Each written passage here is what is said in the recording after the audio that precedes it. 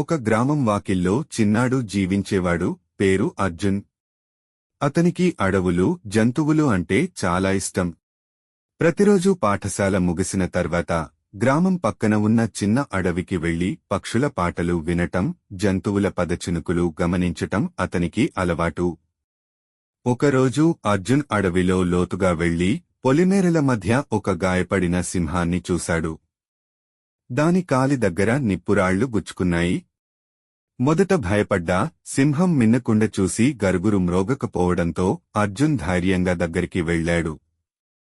నీళ్లతో కాలి చుట్టూ ఉన్న గాయాన్ని శుభ్రం చేశాడు. మెల్లగా రాళ్లు తీసేశాడు.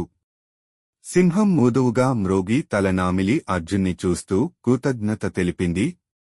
అర్జున్ రోజుకోసారి ఆ సింహాన్ని చూసేందుకు వెళ్లేవాడు. సింహం కూడా అతనికి స్నేహితుడిలా మారింది. ఇలా ఒక చిన్న బిడ్డ, ఒక అడవి రాజు మధ్య ఎంతో బలమైన స్నేహం ఏర్పడింది. ఏనాడో ఒకరోజు గ్రామానికి దగ్గరగా ఒక అడవి వేటగాడు వచ్చి సింహాన్ని పట్టుకునే ప్రయత్నం చేశాడు.